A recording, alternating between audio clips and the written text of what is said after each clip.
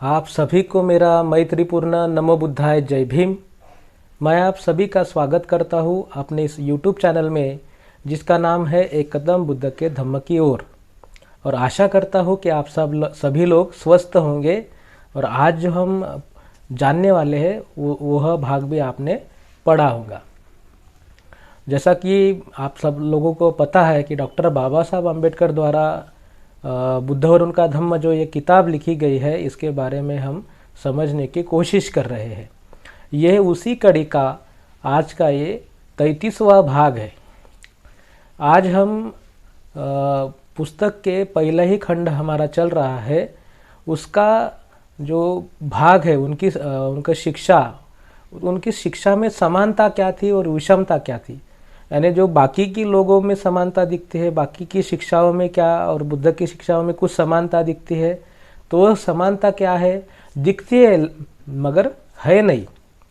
जो समानता दिखती है मगर है नहीं, ये अपने को समझना है कि शब्द का ही भ्रम है। डिटेल्स में तो हम आगे उसके बारे में जानेंगे ही कि वो क्या समानता है। तो वो तो हम आगे जब किताब और पढ़ेंगे उसमें डिटेल्स में आएगा ही। समानता और विषमता भी हम देखेंगे। तो आज हम इसमें एक जो भाग है कि उन्होंने क्या नकार दिया, किन चीज़ों का नकार दिया, किन विश्वासों को उन्होंने अमान्य कर दिया, है ना। और साथ ही में किन विश्वासों में उन्होंने परिवर्तन किया, किन चीज़ों में, किन सिद्धांतों में परिवर्तन किया, ये आज हम जानेंगे। और कल के दूसरे भाग में जो है, इसके आगे जो प्रसारित होगा, उसमें हम बुद्ध का क्या मत है, बुद्ध की क्या शिक्षा है, उन्होंने किस विचार को महत्व दिया है, यह हम आगे के भाग में जानेंगे। तो ये पहले तो दोनों भाग जो है, समानता और विषमता, ये आज एकत्रित रूप से हम यहाँ पे देखेंगे। तो जब सिद्धार्थ का जन्म हुआ, उनको बुद्धत्व की प्राप्ति हुई, नए ज्ञान का उन्होंने खोज किया, दुख के कारण कौन से है और उनको किस तरह से दूर किया जा सकता है, इनका इस मार्ग का जो उन्होंने खोज किया है, तब की परिस्थिति ऐसी थी कि सभी विश्व और सभी विश्व के लोग जो है, जो इस कुछ बातों पे उनके मन में कुछ बातों ने घर करके रखा था, और वह घर इतना मजबूत था उन्होंने किया हुआ कि इसके अलावा कुछ सत्य हो ही नहीं सकता, इसके अलावा सत्य कोई हो ही नहीं सकता। तो इस बात पे लोग अडिग थे, और जो कुछ भी उनके साथ में बुरा घट रहा होगा तो उन सिद्धांतों के आधार पर ही घट रहा होगा। इस चीज पे उनका एक मत था लोगों का। तो क्या वो चीजें थी? भारत में ही देखा जाए तो कोई भी धार्मिक ग्रंथ हो तो उसको वह ईश्वर रचित है, वह उसको किसी के सर्टिफिकेशन की गरज नहीं है कि भाई आपने जो इस किताब में जो लिखा है, किसी ने भी लिखा हो, वो कितना सत्य है कितना झूठ है, उसका कोई भी तुलनात्मक विश्लेषण, टीकात्मक परीक्षण कोई भी नहीं कर सकता, क्योंकि वो अपौरुषेय है, उसे ईश्वर ने खुद लिखा है। यह मान्यता लोगों के मन में घर कर चुकी थी, और बड़ा ही घर कर चुकी थी। उनकी मान्यताएं आत्मा में थी कि आत्मा होती है, आत्मा का पुनर्जन्म होता है, आत्मा एक शरीर से दूसरे शरीर में जाती है, क्रियाकर्म, यज्ञ, याग, पुरोहितों को दान दक्षिणा देके आत्मा का मोक्ष किया जा सकता है। इन सभी चीज़ों को, और कर्म जो पुनर्जन्म के पूर्व जन्मों के जो कर्म होते हैं, कि उनके आधार पर हमारे इस जन्म की स्थिति निर्धारित है। हम कुछ भी करें, अगर पूर्व जन्म के जो कर्म है उसका भोग अभी बाकी होगा, तब तक हमें इस संसार में मुक्ति नहीं मिल सकती। ऐसे विचार, तो ये विचार व्यक्ति के मन में घर कर चुके थे, और उसको त्यागना तो मुमकिन ही नहीं था। जैसे हम हमारे परिवार के सदस्यों के बारे में सोचते कि इनके, यानी हमारे ऊपर कितना भी संकट आ जाए, लेकिन जैसे हम हमारे परिवार के लोगों को एक जवाबदारी समझते हैं, उनके लिए मर मिटने की कस्में खाते हैं, ऐसी स्थिति होती है।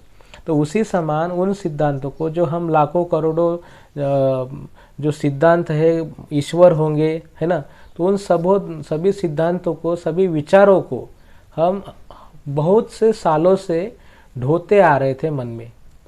तो इन विचारों को सिद्धार्थ गौतम बुद्ध ने जो है सिरे से नकार दिया है। तो उन्होंने इनमें से कौन से विचारों को नकार दिया? उन्होंने तो आत्मा को नकार दिया। आत्मा नाम की कोई चीज़ होती ही नहीं। उन्होंने बुद्ध ने जो वेद है, उनके जो ग्रंथ है, उनकी जो अपौरुषीयता है, यानी जो ईश्वर लिखित है, यह मान्यता भी उन्होंने अमान्य कर दी, उसको भी नकार दिया। पुनर्जन्म को भी उन्होंने नकार दिया कि आत्मा का कोई मोक्ष भी उन्होंने नकार दिया है। उन्होंने कौन सी चीज़ों में परिवर्तन किया है? उन्होंने जो कुछ भी, यानी पहले तो हमने देखा कि उन्होंने आत्मा नकार दिया है, आत्मा का मोक्ष नकार दिया है। किसी की पूर्व जन्म के कर्मों का परिणाम है जो आज वो खुश है, दुखी है, या जिस स्थिति में है, वो उसके पिछले जन्मों का कर्मों का परिणाम है। तो ये सब चीज़ें हैं। उसके बाद में बुद्ध ने किन चीज़ों में परिवर्तन किया है?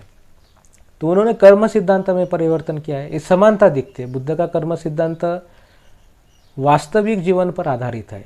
अगर आप अच्छा कर्म करते हो तो आपके साथ में अच्छा होगा, और होना भी चाहिए। होगा, यह तो आशा है, यह तो हमारा एक क्या है, संकल्प है, अच्छा होगा, एक अच्छी शुभकामना है।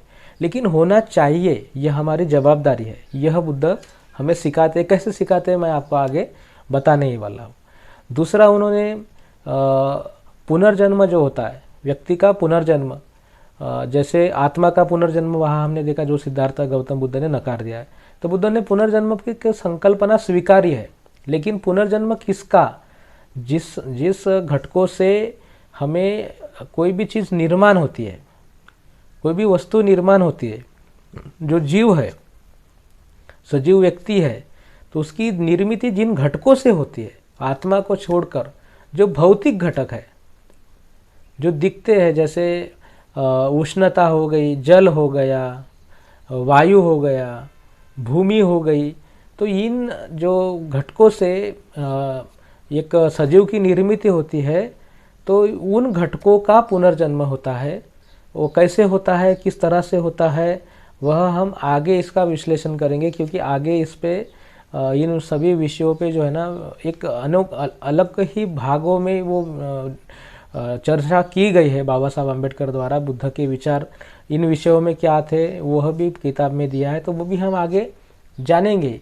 लेकिन आज तो हमें देखिए और क्या किया है बुद्ध ने आत्मा का मोक्ष जो नकार दिया है, तो उसके अलावा बुद्ध ने मोक्ष के अलावा, आत्मा के अलावा, उन्होंने व्यक्ति के निब्बान सिद्धांतों को यहाँ पे महत्व दिया है, जिसे निर्वाण भी कहते हैं।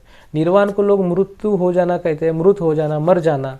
लेकिन निर्वाण, निब्बान का अर्थ ही होता है कि वास्तविक जीवन में अभी इसी वक्त आपके जीवन में मानसिक संतुलन स्थापित हो जाए, मानसिक संतुलन स्थापित हो जाए, असंतोष दूर हो जाए, असंतुलन दूर हो जाए, और आप स्थिर हो, और आप ऐसे स्थिति में आ जाए कि अच्छी बातों को आप स्वीकारें, उसका अनुपालन जो है वो बड़ी ही तेजी से करें, और जो कुछ भी बुरी बातें आपको दिखती है, आपने समझी है, उन सभी बातों को, सभी चीज़ों को, सभी कार्यों को आप त्वरित और तेजी से अपने वैयक्तिक आयुष्य से क्या करें, जिंदगी से ख़त्म करें। तो यह जो बातें हैं बुद्ध ने उनमें परिवर्तन किया है। आत्मा का अस्तित्व नकार दिया, वेदों का, ग्रंथों का ईश्वर प्रणीत होना नकार दिया, आत्मा का मोक्ष नकार दिया, पुनर्जन्म नकार दिया, पूर्व कर्मों का परिणाम, पूर्व जन्मों के कर्मों का परिणाम नकार दिया, पुनर्जन्म को अलग दृष्टि से रखा है। घटकों की पुनर्जन्मी होता है पुनर्जन्म, तो वो हम बाद में देखेंगे। व्यक्ति के मोक्ष के सिद्धांत पर, मोक्ष तो होता ही नहीं, लेकिन निब्बान निर्वाण संकल्पना सिद्धार्थ गौतम बुद्ध ने नए से लगाई है। और जो कर्म है कि पूर्व जन्मों का परिणाम होता है कि आज वो स्थिति में है, ऐसा नहीं है। अगर आप अच्छा कर्म करते हो तो आप अभी के अभी खुश हो सकते हो, या बुरा कर्म करोगे तो अभी के अभी आप दुख होगे, और वह आपके जो जीवन है, जो आप जब तक यहाँ पे है, इस संसार में है, तब तक वो ऐसे ही चलते रहता है। तो इन सब चीज़ें जो है मैंने आपको बताई, मुझे लगता है कि आपके समझ में ज़रूर आई होगी, क्योंकि ये चीज़ें हमें समझना इसलिए आवश्यक है, क्योंकि अगर देखिए मान लीजिए कि पूर्व जन्मों का कर्म का परिणाम है, और पूर्व जन्मों के कर्म के कारण ही अगर व्यक्ति के जीवन में दुख है, कुछ भी है, तो व्यक्ति की इच्छा ही नहीं होंगी कि उसमें कुछ संशोधन करे, सुधारना करे, क्योंकि वो बदल नहीं सकते। हम हमारे पूर्ववर्ती जन्मों में जाकर हम हमारे कर्मों को बदल नहीं सकते। तो हम इस संसार में, इस वर्तमान जीवन में हम निराश होते हैं, निराश जीवन जीते हैं। उसी प्रकार जो ये कोई आत्मा है, किसी ने, ईश्वर ने संसार का भविष्य लिख दिया है, पहले से ही प्रारब्ध लिखा हुआ है, उससे अलग कुछ नहीं हो सकता, वो पहले से जो लिखा है वही होगा, उसके अलावा कुछ नहीं होगा।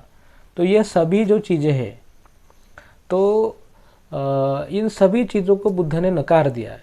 अगर यह एक जड़त्व की मानसिकता, एक बंधक जो मानसिकता है कि हमारी निर्मित ईश्वर ने की है, हमारे जीवन में जो होने वाला है वो तो होगा ही, हम कुछ भी कर ले और हम उसको परिवर्तित नहीं कर सकते, यह जो निराशावादी मानसिकता है, इसी को ही बुद्ध ने सिरे से ही खारिज कर दिया है। तो जब तक हम हमारी ऐसी मानसिकता सिरे से खारिज नहीं करते, जब तक हम इस ऐसे दलदल से बाहर नहीं निकलते, तब तक हम हमारे जीवन में ज्ञान की उत्पत्ति नहीं कर सकते। यह अत्यंत सुंदर और स्वच्छ बात है जो बुद्ध ने कही है। इसलिए हमें हमारे जीवन में से अंधकार अगर निकालना है, तो पहले अज्ञान को त्यागने की हिम्मत हमें होनी चाहिए। अगर हमें कोई बताता है यह अज्ञान है, तो हमें वो अज्ञान त्यागना होगा। उस अज्ञान पे प्यार करने से क्या फ़ायदा है? अज्ञान तो अज्ञान होता है, उसको हमें त्यागना ही चाहिए।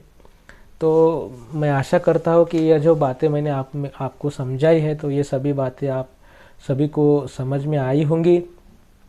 इस आई बटन पे क्लिक करके आप सभी बाकी के वीडियोस भी देख सकते हैं, और नीचे कमेंट्स में लिख के आपके जो विचार है वो भी लिखिए। वीडियोस को ज़्यादा से ज़्यादा शेयर करिए, और लाइक करिए, सब्सक्राइब करिए चैनल को, नोटिफिकेशन की बेल को भी दबा दीजिए। और इसी प्रकार आप बुद्ध धम्म के प्रसार प्रचार के लिए सहयोग प्रदान करिए। इसी आशा के साथ में आप सभी के प्रति मैं मंगल कामनाएं व्यक्त करता हूँ और अपने वाणी को विराम देता हूँ। नमो बुद्धाय, जय भीम।